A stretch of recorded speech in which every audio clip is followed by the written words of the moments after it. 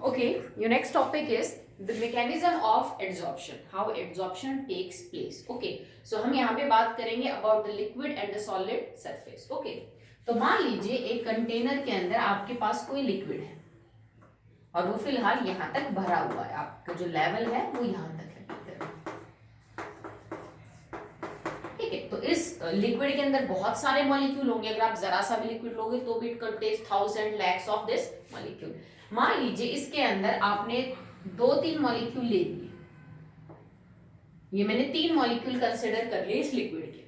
अब जो मॉलिक्यूल बीच में है, इस लिक्विड के जो बीच में मॉलिक्यूल्स हैं, उसको इसी जैसे जो दूसरे मॉलिक्यूल हैं वो अट्रैक्ट करेंगे। आपको पता है भाई, हम एक हर चीज आपस में एक दूसरे को अट्रैक्ट करती है। अगर लिक्विड है तो सारे पार्टिकल्स एक जैसे हैं, सारे मॉलिक्यूल्स एक जैसे हैं, तो एक बीच वाले मॉलिक्यूल्स को चारों तरफ से फ्रॉम ऑल डायरेक्शन, ठीक है, बाकी जो पार्टिकल्स हैं वो अट्रैक्ट करने की कोशिश करेंगे। तो एक्चुअली में फोर्सेस आर बैलेंस्ड। जैसे कि इस मॉलिक्यूल को एक पार्टिकल इधर अट्रैक्ट कर रहा है तो एक पार्टिकल इधर अट्रैक्ट कर रहा है, एक पार्टिकल इसको ऊपर अट्रैक्ट कर रहा है तो एक पार्टिकल इसको नीचे कर रहा है, एक इस डायरेक्शन में कर रहा है तो एक इस डायरेक्शन में कर रहा है, एक इस डायरेक्शन में कर रहा है तो एक इस डायरेक्शन में।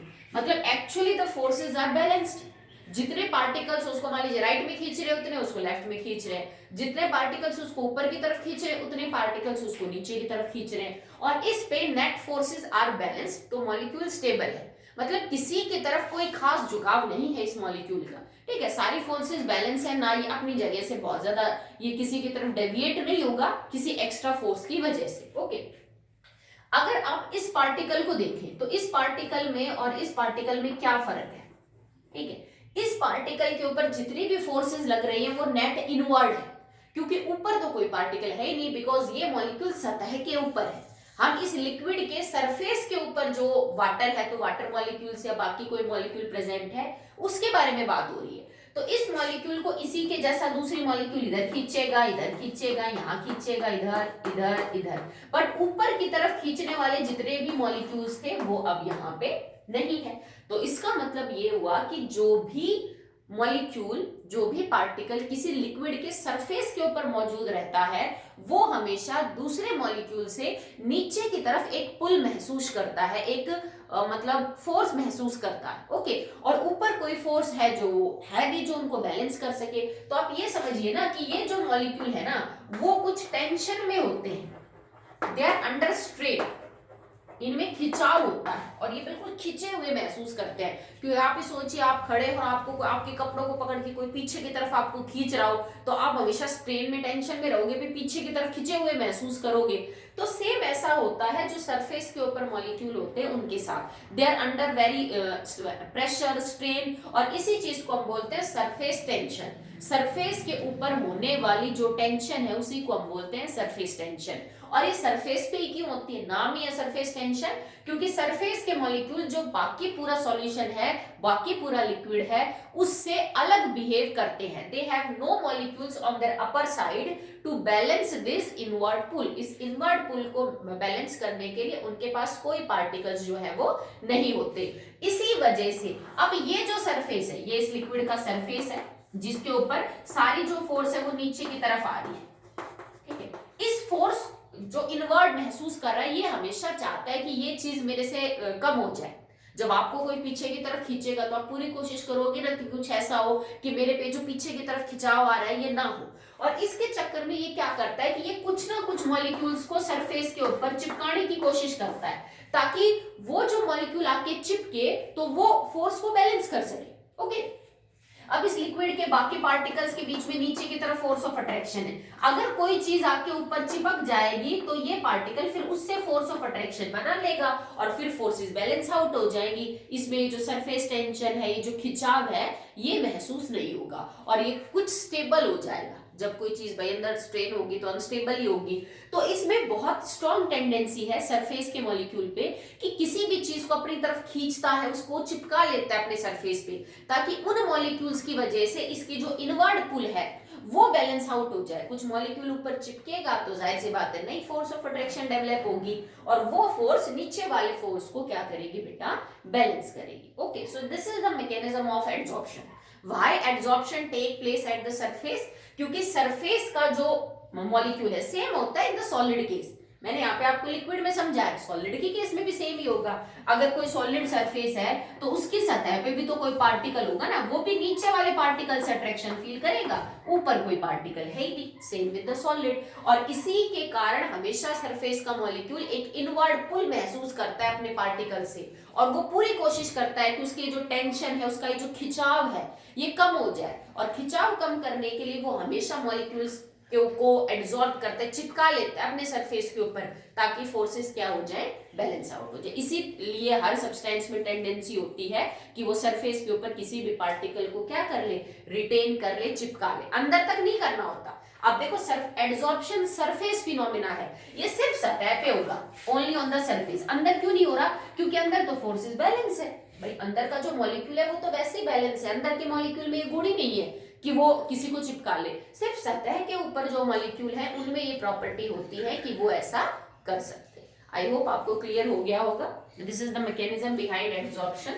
अब हम बात करते हैं दैट एड्सॉर्प्शन इज एंडोथर्मिक और एक्सोथर्मिक। ठीक है, एड्सॉर्प्शन जो है वो एंडोथर्मिक होता है कि एक्सोथर्मिक होता है। तो according to this equation del G is equal to del H minus में T del S. Temperature, entropy change, enthalpy change, the gives free energy. Because आपने 11th में सब पढ़ा है तो आपके लिए इक्वेशन जो है नई नहीं है।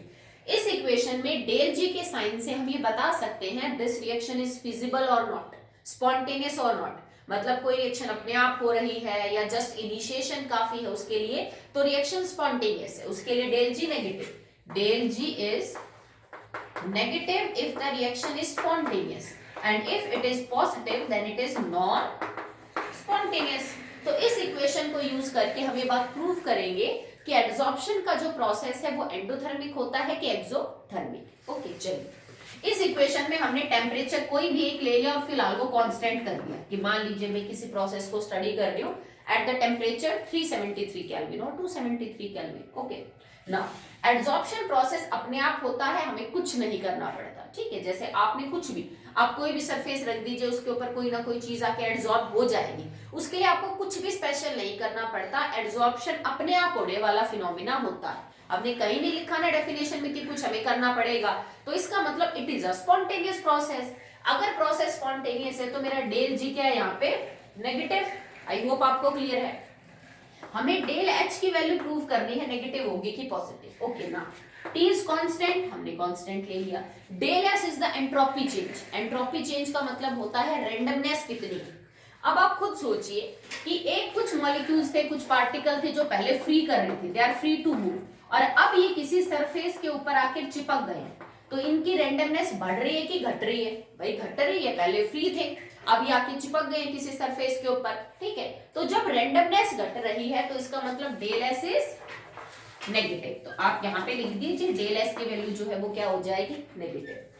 आपकी जो टोटल वैल्यू है according to this equation that is negative. ठीक है, और नेगेटिव और नेगेटिव क्या हो जाएंगे, पॉजिटिव। भाई टी डेल एस के सामने लगा हुआ है नेगेटिव, आगे डेल एस आपकी वैल्यू नेगेटिव होगी। मुझे नहीं पता कितनी नेगेटिव होगी, पर इतना तो कंफर्म है भी एंट्रोपी घटेगी तो del S should be negative. अब आप बताओ कि डेल एच का साइन क्या हो कि ये चीज नेगेटिव हो जाए।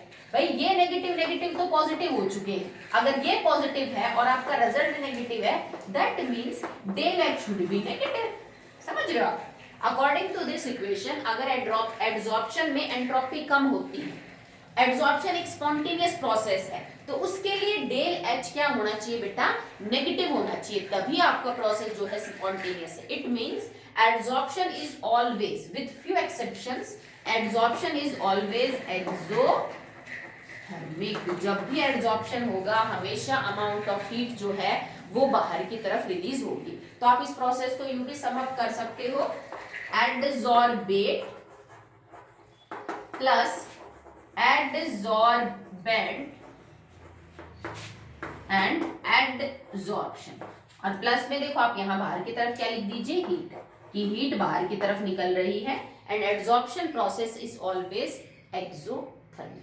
आई होप आपको समझ में आया होगा। इस इक्वेशन से आप इसको प्रूव करेंगे, और अगर ये क्वेश्चन पूछा जाता है सीबीएसई में तो ये 2 नंबर का क्वेश्चन जो है वो पूछा जाएगा। अब तक जो भी हमने पढ़ा है कोई बहुत बड़ी चीज नहीं थी, कुछ बहुत ना समझ में आने वाली बात नहीं थी, पर सरफेस केमिस्ट्री यूनिट ही ऐसी है कि इसकी ईच एंड एवरी लाइन किसी पे भी क्वेश्चन बनाया जा सकता है, बिकॉज ज्यादातर क्वेश्चन 1 मार्क्स के हिसाब से ही इसमें आते हैं। Okay,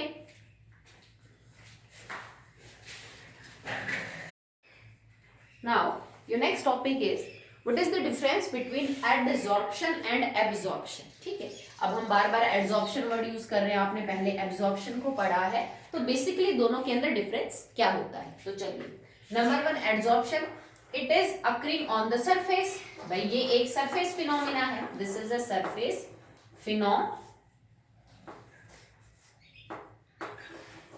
phenomenon and this is a bulk phenomenon।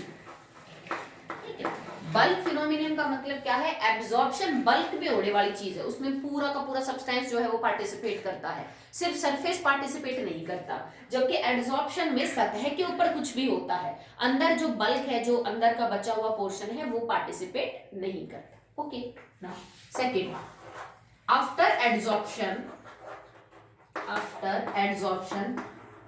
concentration of adsorbate is higher on surface।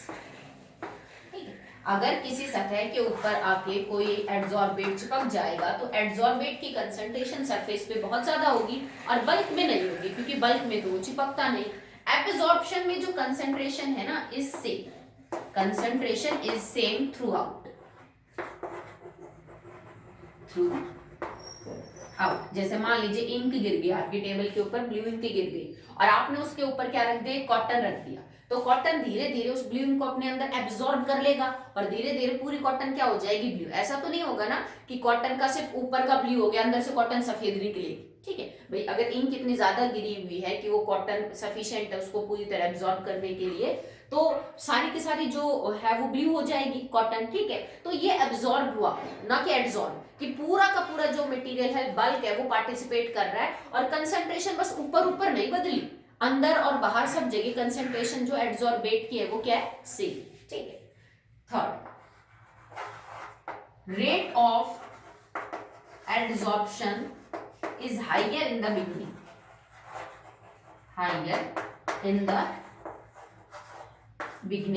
and it is same throughout। इसका क्या मतलब हुआ कि जब सरफेस बिल्कुल खाली है, उसके ऊपर कोई पार्टिकल आके चिपका नहीं है, सरफेस बहुत ज्यादा अवेलेबल है, तो पार्टिकल जल्दी जल्दी आके उसके ऊपर रिटेन हो जाएंगे, चिपक जाएंगे। पर जैसे ही वो सरफेस कवर होने लगेगा, जैसे मान लीजिए धीरे धीरे सरफेस ज्यादा कवर होने लग गया और जो खाली सरफेस है वो थोड़ा कम बचा हुआ, तो मॉलिक्यूल्स कम अटेन होंगे, उनको जगह कम मिलेगी, उनका स्पीड कम हो जाएगी चिपकने की। तो एड्सॉर्प्शन का जो रेट होता है ना, वो शुरुआत में बहुत ज्यादा हाई होता है और धीरे धीरे जब वो सरफेस कवर होने लग जाता है तो रेट धीरे धीरे कम हो जाता है। एब्सॉर्प्शन में ऐसा कुछ नहीं होता, पहले बाद में सब जगह जो रेट है वो क्या रहता है आपका बेटा, सेम ही रहता है। तो ये मेजर 3 डिफरेंस है एड्सॉर्प्शन और एब्सॉर्प्शन में। ठीक है, ये सरफेस पे होता है, ये बल्क पे होता है। कंसंट्रेशन एड्सॉर्प्शन के बाद एड्सॉर्बेट और एड्सॉर्बेंट में, एड्सॉर्बेट सरफेस पे ज्यादा और अंदर नहीं, इसमें कंसंट्रेशन सब जगह सेम होती है। ये जो है शुरुआती टाइम में बहुत फास्ट होता है, बाद में स्लो हो जाता है। ये पूरे प्रोसेस के दौरान लगभग सेम स्पीड से जो है वो काम करता है। आप कुछ एग्जाम्पल भी पूछे जा सकते हैं आपसे कि बेटा एड्सॉर्बेट और एड्सॉर्बेंट और ये एब्सॉर्प्शन एड्सॉर्प्शन, इनको एग्जाम्पल के साथ समझेंगे, किसी भी एक एग्जाम्पल को लेके बात समझेंगे। तो एड्सॉर्प्शन क्या करते हैं, अगर मैं सिलिका जेल को पानी के कांटेक्ट में रखूं तो पानी gets adsorb on the silica gel. इसका मतलब सिलिका जेल मेरा है एडजॉर्बेंट और ये है मेरा एडजॉर्बेट। I hope clear. ठीक है, अगर मैं सिलिका जेल को पानी के कांटेक्ट में रखूं तो सिलिका जेल अपने ऊपर पानी को एडजॉर्ब कर लेती है, वाटर मेरा एडजॉर्बेट है और सिलिका जेल एडजॉर्बेंट है। ओके, अगर मैं अमोनिया गैस को चारकोल के केस के पास रखूं तो चारकोल मेरा एडजॉर्बेंट है और अमोनिया मेरी एडजॉर्बेट है। ओके, मतलब अमोनिया जाके एडजॉर्ब हो जाएगी किसके ऊपर, चारकोल के ऊपर। ये दो केस हमने किसके किए बेटा, एडजॉर्प्शन के किए। एडजॉर्प्शन, अगर मैं एनहाइड्रस CaCl2 को पानी के कांटेक्ट में रखूं, ये हम 10th से पढ़ते आ रहे हैं एक्सपेरिमेंट, अगर हमें वाटर को एब्जॉर्ब करना होता है, मॉइस्चर को एब्जॉर्ब करना होता है, तो हम एनहाइड्रस कैल्शियम क्लोराइड रखते हैं, क्योंकि कैल्शियम क्लोराइड हाइड्रेटेड फॉर्म में मिलता है। It can be 6H2O, 4H2O, 2H2, हम सॉल्यूशन में इसको पढ़ चुके हैं। तो पानी के मॉलिक्यूल को ये अपने ऊपर एब्जॉर्ब करता है, एब्जॉर्ब नहीं मतलब पूरा कैल्शियम क्लोराइड जो है वो कहीं सारा का सारा पानी को एब्जॉर्ब कर लेगा, बल्क में भी और सरफेस में भी। सेकेंड है, अगर मैं अमोनिया को वाटर के कांटेक्ट में रखूं, ठीक है, यहां मैंने अमोनिया को चारकोल के कांटेक्ट में रखा था, अगर अमोनिया को पानी के कांटेक्ट में रखा जाए तो अमोनिया पानी को एब्जॉर्ब कर लेगा और फाइनली इनमें रिएक्शन होगी to form ammonium hydroxide. Ammonia with charcoal, charcoal absorb कर लेगा अमोनिया को, जबकि अमोनिया पानी के कांटेक्ट में एब्जॉर्ब हो जाएगी किसके ऊपर बेटा, पानी के ऊपर, और मिलके कंपाउंड बना लेंगे ammonium hydroxide. There are some dyes, dyes के अंदर प्रॉपर्टी होती है कि वो दोनों ही काम करते हैं, वो एब्जॉर्ब भी हो जाती है कपड़े पे, किसी और टेक्सटाइल मटेरियल पे, और एब्जॉर्ब भी होती है। कई बार ऐसा फिनोमेना देखने को मिलता है कि दोनों चीजें साथ हो रही हैं, भाई एब्जॉर्प्शन भी हो रहा है प्रोसेस में फिलहाल और एब्जॉर्प्शन भी हो रहा है, और आप एक टर्म यूज नहीं कर सकते कि भाई एब्जॉर्प्शन हो रहा है तो एब्जॉर्प्शन को कैसे इग्नोर कर दे, एब्जॉर्प्शन भी हो रहा है तो दूसरे को कैसे इग्नोर करें, तो हम एक टर्म यूज करते हैं that is known as sorption. तो सॉर्प्शन कब वर्ड यूज किया जाता है, जब ऐसा प्रोसेस हो जिसमें एब्जॉर्प्शन और एब्जॉर्प्शन साइमल्टेनियसली हो रहे हो और किसी एक को जस्टिफाई करना जो है वो पॉसिबल ना हो, तो हम उस प्रोसेस को सॉर्प्शन बोल देते हैं। And dyes show sorption, dyes sorption दिखाती हैं, वो एब्जॉर्ब भी हो सकती हैं और वो एब्जॉर्ब भी हो सकती हैं। Okay, so that will be all for today. आज हमने बिल्कुल बेसिक पार्ट पढ़ा है, बट ये इंट्रोडक्टरी पार्ट है बेटा, आप यहाँ से स्टार्ट करेंगे तो आगे जाके आपको समझ में आएगा। चलिए मैं आपका होमवर्क बता देती हूँ, आपको करना क्या है। There are two types of absorption, इसके बाद जो टॉपिक होगा one is positive and one is negative absorption. बहुत सिंपल सी डेफिनेशन है, कोई बहुत बड़ी चीज नहीं है उसमें, आप पढ़ने की कोशिश करना और उसको समझना कि पॉजिटिव और नेगेटिव एब्जॉर्प्शन क्या होते हैं। कल मैं तो टॉपिक में करवाऊंगी, ठीक है, okay, so that all for today.